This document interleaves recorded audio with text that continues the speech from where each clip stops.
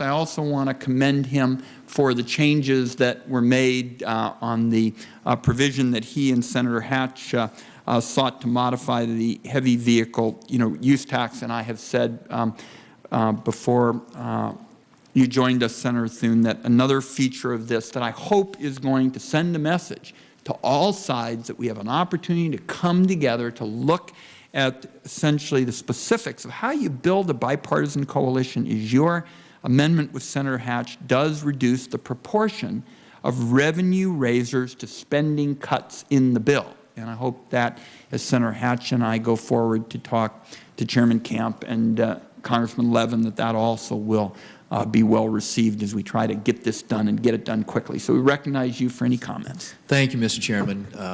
And I appreciate your diligence in trying to get this thing moving along and your willingness to work with our side and with Senator Hatch.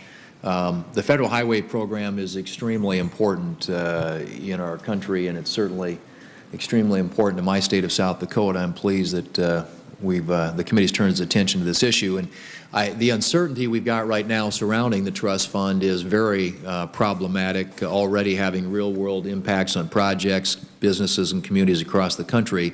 And I think the last thing any of us here want is to have state transportation departments and contractors left holding the bag come August, which is what's going to happen if we don't get this addressed. So, again, I appreciate Chairman Wyden's interest in acting as quickly as possible to find the funding necessary to ensure the solvency of the Highway Trust Fund in the short term.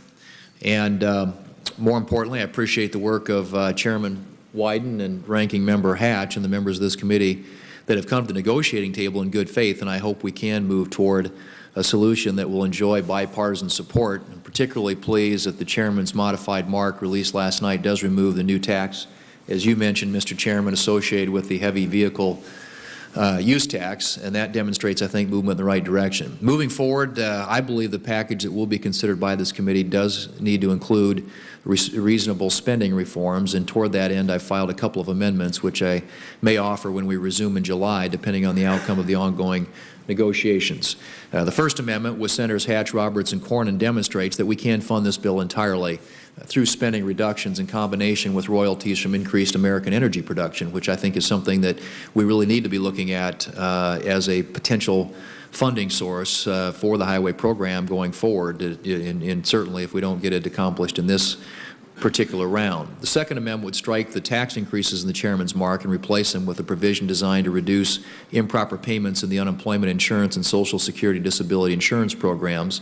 That amendment, which I filed with Ranking Member Hatch, is fully within this committee's jurisdiction, and as you pointed out, Mr. Chairman, it lays out a path forward on a balanced package that I hope might be able to attract bipartisan support. That amendment would raise roughly the same amount of funding for the Highway Trust Fund as the Chairman's mark, but it would do so in a balanced way, with a little more than half of the funding coming from spending reforms and a little less than half from taxes, from revenues, I should say, associated with tax compliance and enforcement.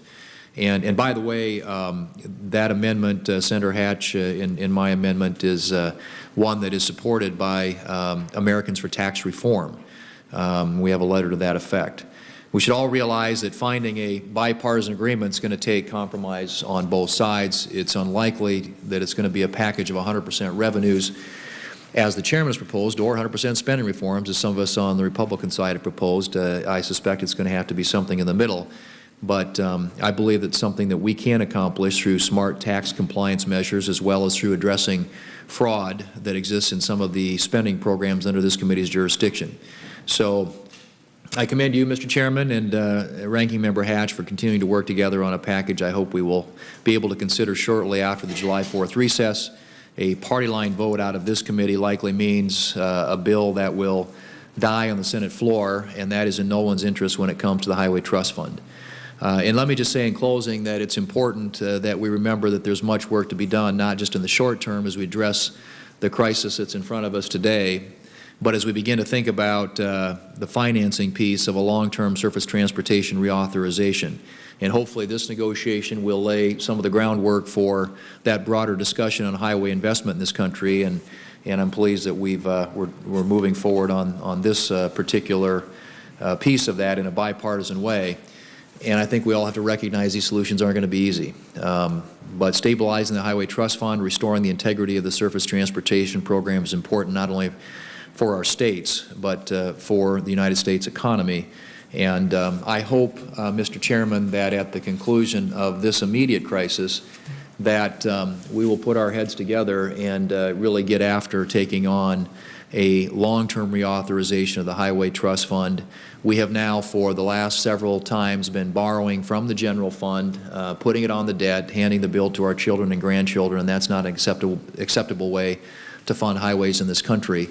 And so a long-term approach to this that looks at what we want to do in terms of funding infrastructure in this country, the strategy that we would put in place to accomplish that, and the financing mechanism to support it are really important discussions, long overdue, and I think it's a challenge that we as a Congress and we as a country need to confront. There's a reality looming ahead of us that we either are going to have to accept a much smaller, dramatically smaller highway trust fund and highway program, or we're going to have to figure out how we're going to fund it. And that discussion needs to start now, because when this short-term extension expires, we're going to be faced with that looming problem and challenge which isn't going away. So I hope that we can get after the real issue here once we solve this immediate crisis. Thank you, Mr. Chairman.